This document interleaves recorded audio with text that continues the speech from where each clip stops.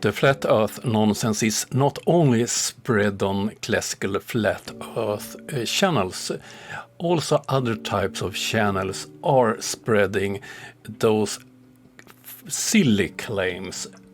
Let's start.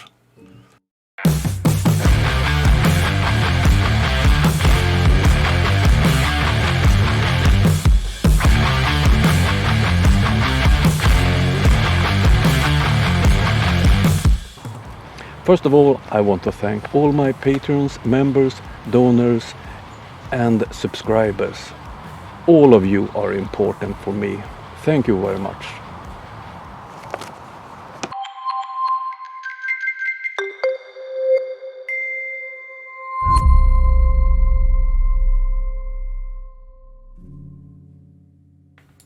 Today we're gonna have a look at this channel.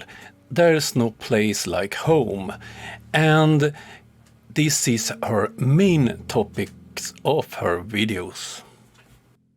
Hi everyone, I'm Shelly and you're watching There's No Place Like Home. Today I'm hoping to just give you a little bit of homeschooling encouragement because we're going to talk about how homeschooling means quality plus quantity. She have 32,000 followers on her channel. Her main focus on her channel, her blog and so on are homeschooling and children. But she have other topics too, so let's have a look.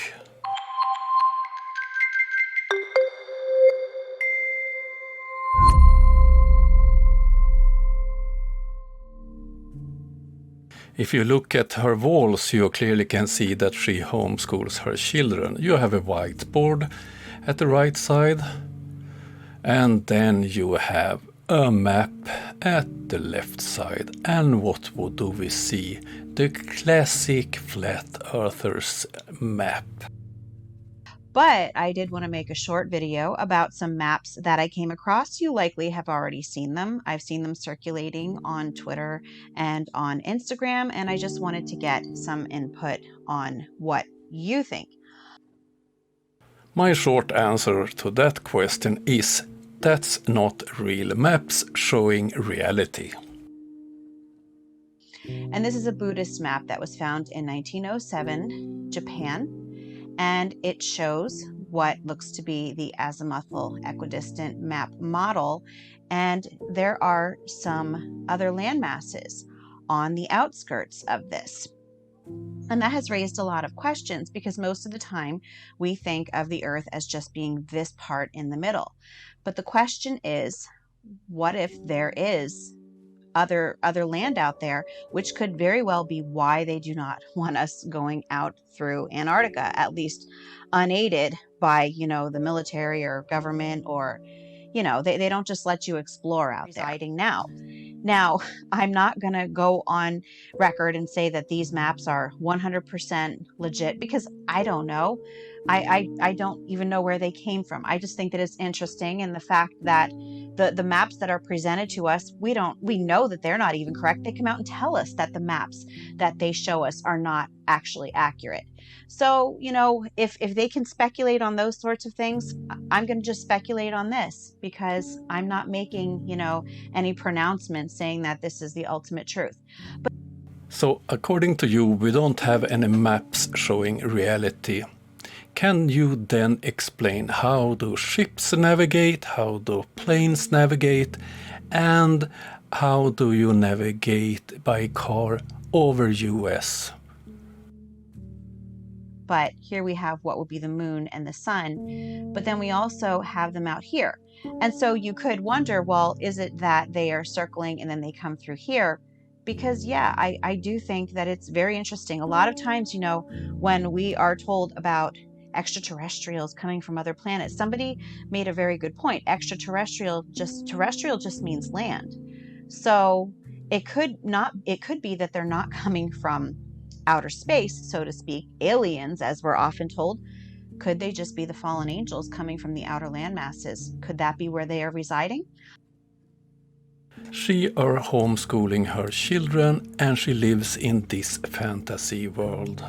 Oh dear. So which pole is colder? Both the Arctic and the Antarctic South Pole are cold because they don't get any direct sunlight. However, the South Pole is a lot colder than the North Pole. And so let's just take a look at some photos of, see, I typed in Antarctic Circle here. And the reason that I typed in Antarctic Circle and Arctic Circle is because they are both about the same latitude.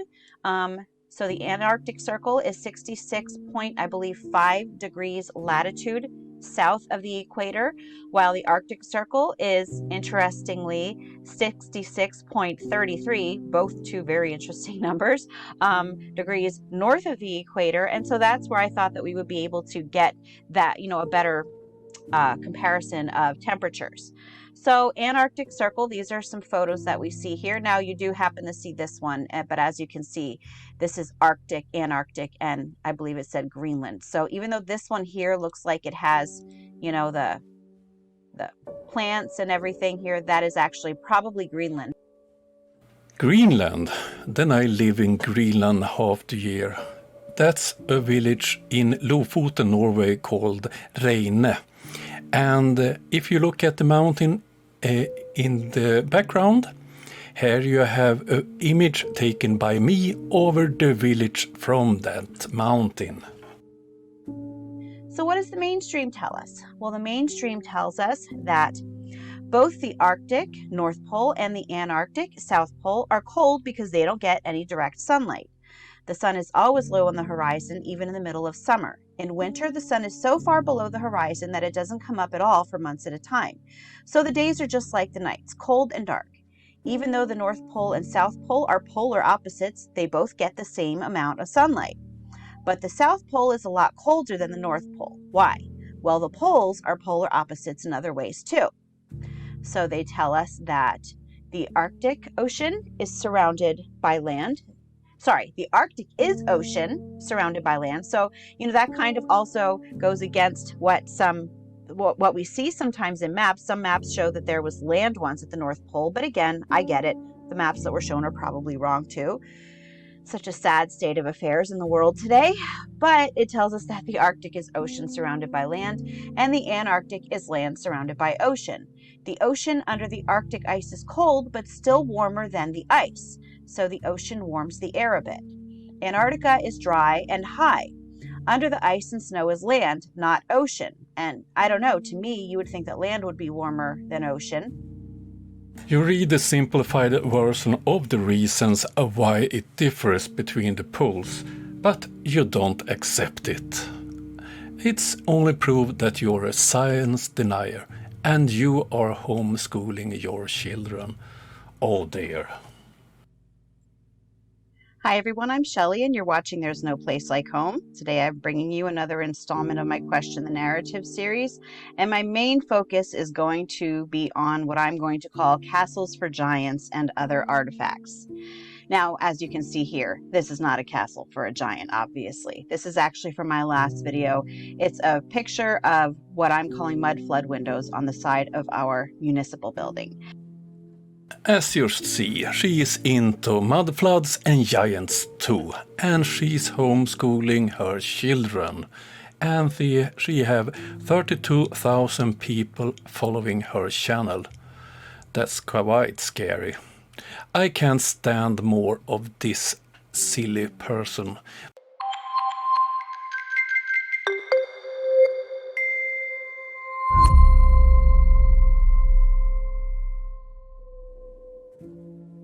This was the first time, or hopefully the last time, I covered homeschooling. I hope you liked the video. If you did, become a member, subscribe, hit the like button, or come back next time I'm showing a video. Okay, see you next time. Bye.